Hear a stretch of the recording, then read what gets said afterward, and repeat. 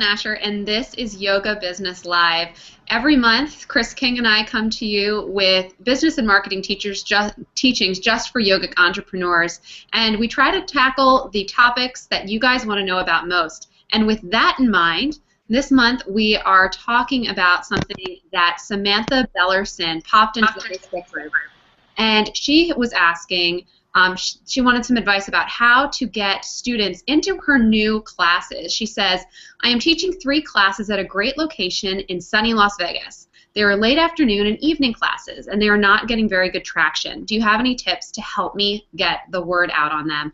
And this is, I think, a topic that Chris and I have probably taught on in the past, but it's something that it's always good to be reminded about, the most effective, best ways to market your business. So we'll dive into that, but first I'll let Chris say hi to you guys, since you probably haven't seen him yet, right?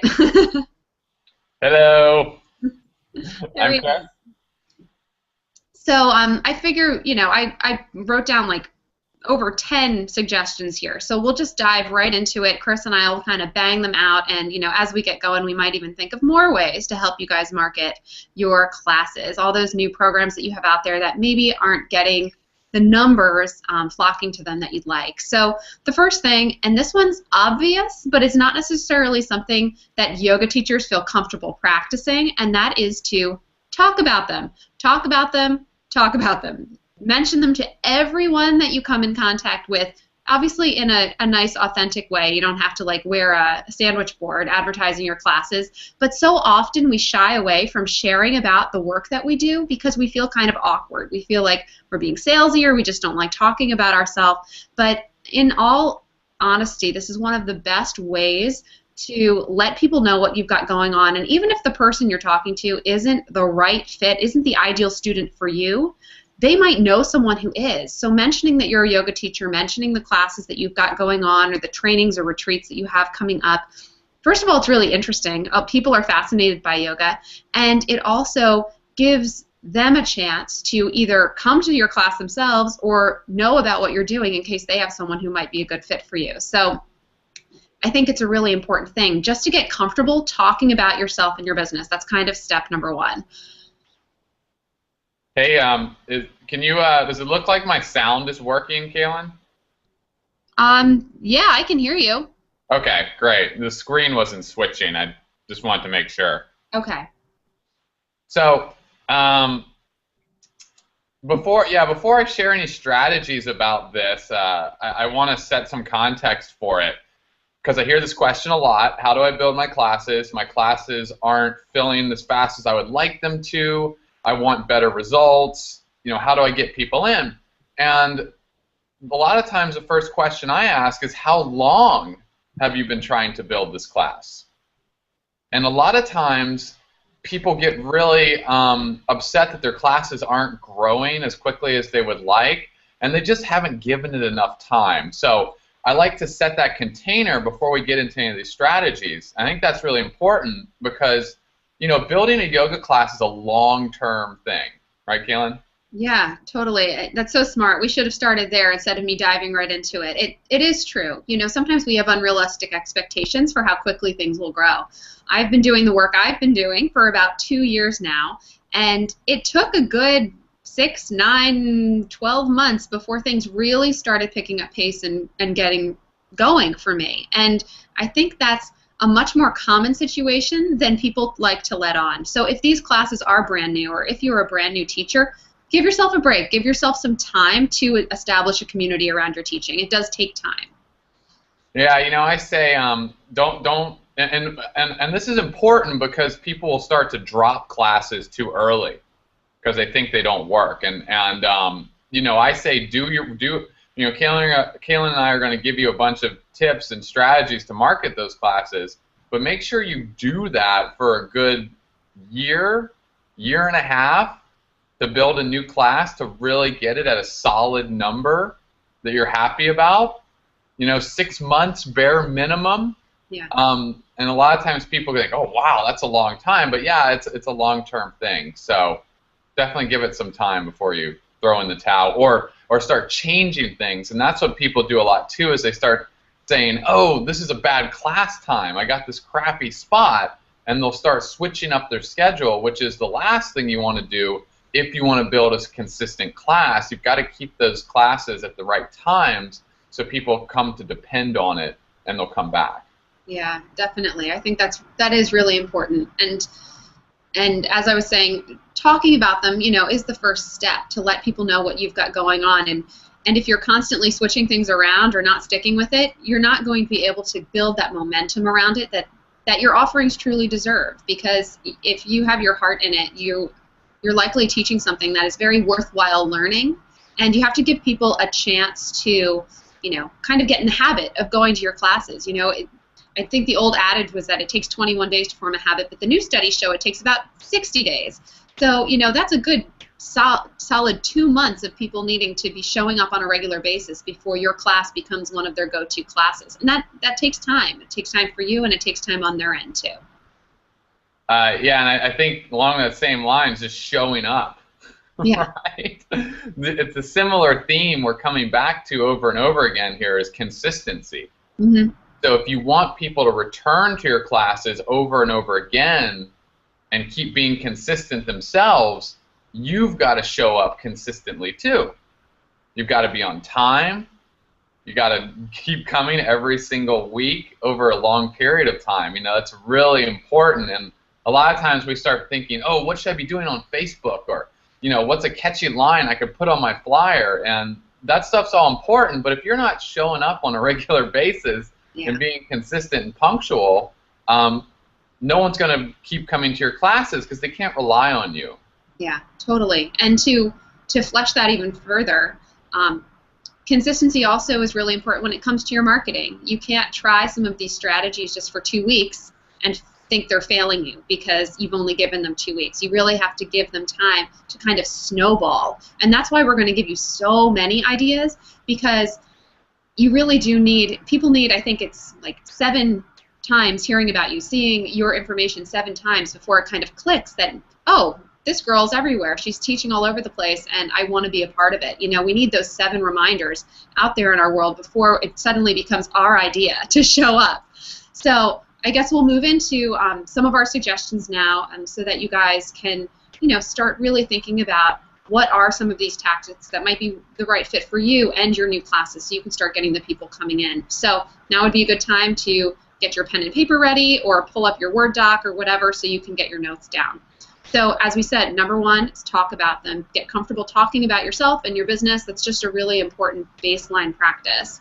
The second tip that I had, and this one's, again, really basic, get in the habit of hanging promotional materials around, in the studio, around town, anywhere you think your ideal students might be hanging out. So that's going to vary person to person, vary teacher to teacher, depending on who you're teaching. If you're teaching the aging population and senior citizens, you're going to market in different places than if you're targeting young athletes or pregnant mothers. There's a whole bunch of different places that you can show up depending on where your ideal students are. So getting your information out there and starting to disseminate the information about your classes is a really important step in the process, because again, people need those touch points to hear about you from different places before they're going to think it's a good idea to show up for your new class. Well, what was that word you used? Disseminate. Disseminate? That's a nice word. It's a good one, right? I like that. I'm going to have to look that up when the show ends here. Yeah, hopefully I used it properly. Word of today, yogis. So, anyway. Okay, cool. Yeah, so those are great marketing methods that Kaylin shared. Getting specific where you're going and who you're talking to is really important.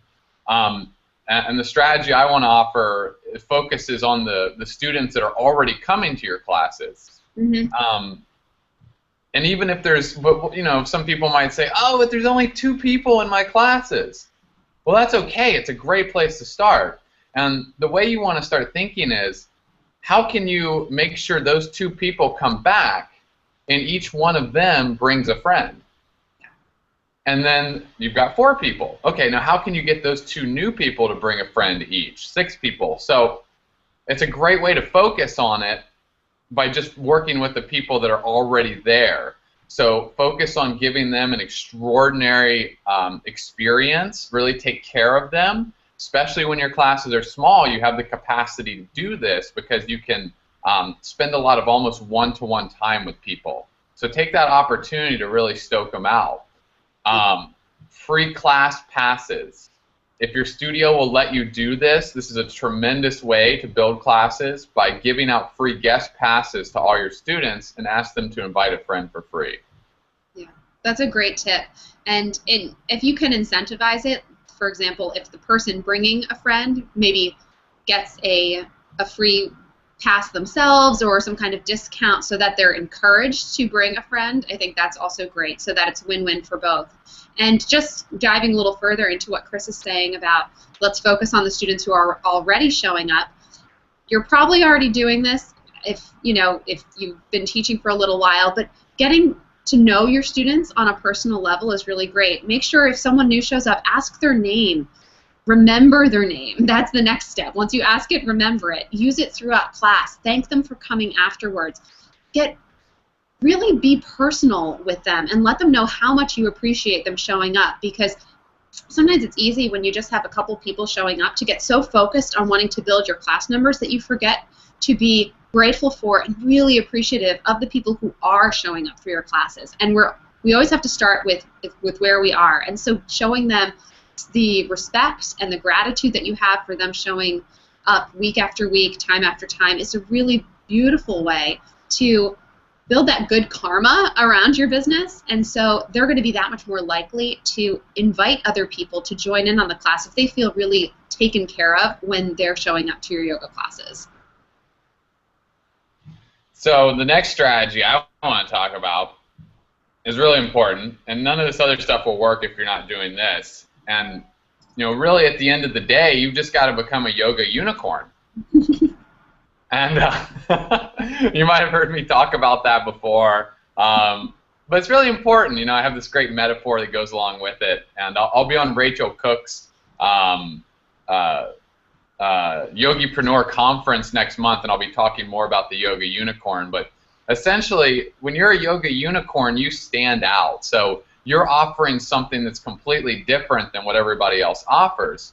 So if you're trying to build a heated vinyasa flow class at 5 p.m., it's going to be much more difficult to get people to pay attention to what you're doing. So think of how you can come up with a niche or something that's different and interesting that no one else is doing, like yoga for stiff guys or prenatal yoga. There's so many different niches that you can focus on that will help you really stand out, and what you do becomes the marketing, and people will talk about it. Yeah, and along with that, I think another tip that's really important is to make sure your copy and any marketing that you're putting out there, that you're really clear in who the class is for and who it is not for. So, for example, Chris is saying, yoga for stiff guys. That's really clear. It's for men who are not flexible. People can self-identify immediately who that class is for. If you just have kind of a generic, like level 2 vinyasa or feel good head to toe or just kind of blasé, boring copy, people aren't necessarily going to see it and have it jump out at them because it's not speaking directly to them. Get really clear on who your class is for, and then make sure your marketing is talking directly to them. Don't water it down by trying to appeal to everybody. Get focused on your niche and talk to those people specifically so that they can self-identify and then show up for your class. And I think that's something sometimes we're scared about doing because we think we're going to limit the possibilities and the range of our teaching. But when you're trying to talk to everybody, nobody is listening. You have to get really clear and focused and deliver that message to that specific person that you want to show up to your class, and they're going to be that much more likely to actually show up and attend these new classes that you're putting together. And once again, just keep at it. I think that is the biggest thing. I know we talked about it at the beginning. I'm talking about it again. It's so important to just pick a few simple things you can do, come up with a unique class description and theme, hand out free passes, make a great flyer, and just work it. Just keep going. Don't give up. Be persistent, and that's what's really going to make it happen. so many people give up way too soon. It's so important, and it's not about some sexy special marketing method either. Everybody thinks there's this, silver bullet perfect strategy, but it's really just the basic stuff done over and over and over again. Yeah, it is. And I think, to kind of just maybe start to wrap things up here is a lot of it just comes down to having a personal connection with your students. And sometimes all it takes, especially if you're trying to move people into maybe an immersion or a workshop or some other new offering that you've got going on, a personal invite, whether it be in person, face-to-face, via email, a phone call, a handwritten note, inviting the right people into your classes, into your programs, personally, can make such a difference. I know that's what tipped the scales for me personally years ago when I was on the fence about yoga teacher training. The leader of the training actually approached me and said she thought it would be a beautiful next step for my practice and handed me her gorgeously put together brochure that she had. And I went home and I told my husband, I really want to do this. It tipped the scales, and I enrolled for that very expensive 300-hour training simply because I was personally invited. So never underestimate, going back to point number one, the power of talking about what you've got going on and specifically inviting people, not in a pressure situation kind of way, but just letting them know if it's the right fit for them, that they should think about showing up because they're going to benefit from what you're talking about. Yeah, not in a text message either. No text messaging. No.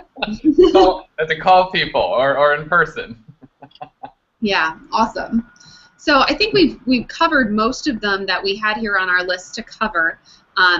So I think we'll move into the giveaway challenge. Now this is a little different than last year. We used to just give you guys an action step, but I thought it would be a lot more fun for 2015 to do a challenge each month that kind of is hosted in the Yoga Business Live Facebook group, which if you're not a part of, you should definitely join. There's links right below this video. We have an awesome community there.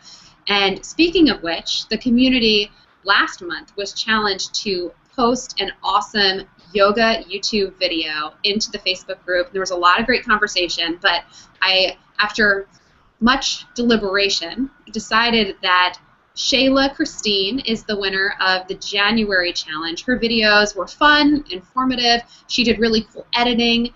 They were completely entertaining, and she was also a huge fan of all the other videos. She was offering tons of advice and suggestions and commenting on other people's videos as they were posting them. So Shayla, great work.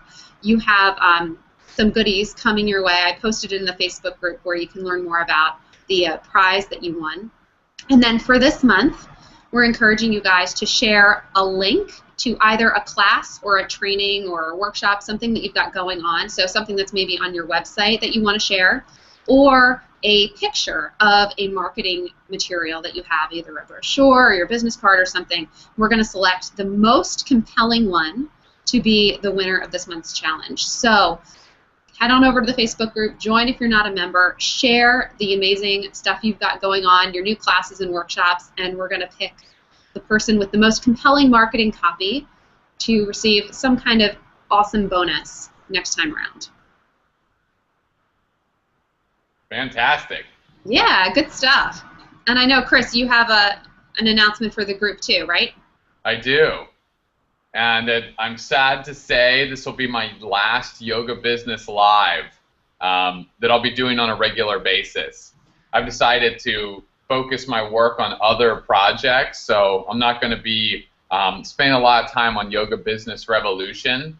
It's been a great couple years. I've helped over 2,000 teachers, built several online courses, and it's been amazing. I'm really grateful for everything that's happened and everybody that's tuned in and listened to what I've had to say and what Kaylin's had to say. I feel like we've made a big impact in the industry, and it's very fulfilling. But now I'm going to focus on some other stuff. So I'll tell more about that in the video I have coming out soon. And I also have my online course, Light on Business, which I'm sure a lot of you have heard about. And that course came into creation from me working with hundreds of teachers over and over again, one-to-one through these Skype conversations. And people had the same challenges and the same issues. And I was telling him the same strategies and the same things over and over again because everybody really needs the same thing. So I built that into a course, and I don't want to just throw that course away. I'm not going to be running it full time. So what I'm going to do is make Light on Business pay what you think it's worth, put that out to the community so that people can still take advantage of it, and it'll be like my offering and my body of work that I created that's going to live on, hopefully. So that's the plan. There'll be more about that soon. Well, it has been an honor and a privilege being co-host with you, Chris. I'm sorry that you're not going to be able to join us on a regular basis, but I want to let all of you out there know that I'm going to be inviting in guest hosts each month. So it'll be fun in a new and different way. Each month I'll be co-teaching with a different yoga business expert so that you'll get to learn from a bunch of different people in the industry. And maybe somewhere down the line, Chris will be able to pop back in for a show once in a while and share what he's got going on too, which would be wonderful. That would be great. That's why I didn't say never again. Yeah, never say never. Last show ever. No, I didn't say that. So, yeah, that'd be great. It'd be cool to come back and hang out and share.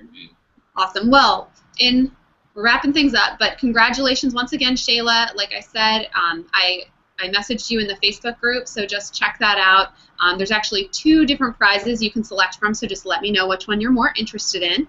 And for this month, share what you guys have going on. Share your new classes and trainings via a link or a picture, and we'll select the winner and talk about it next month in March. I think it's March 19th will be the next show. So thank you guys, as usual, for joining us, and I'll see you next time. Namaste.